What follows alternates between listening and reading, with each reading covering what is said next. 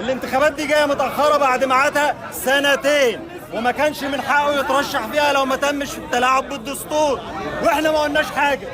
يدينا حقنا نترشح وننافسه والشعب يختار. وهو قبل كده قال ايه؟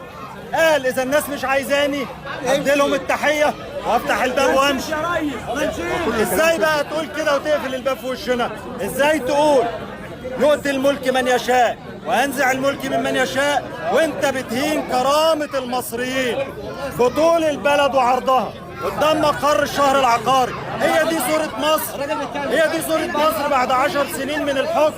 انك تيجي امبارح تقول لشباب مصر يبيعوا دمهم عشان ياكلوا؟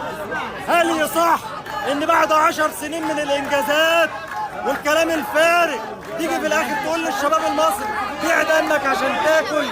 افتحوا لنا الباب.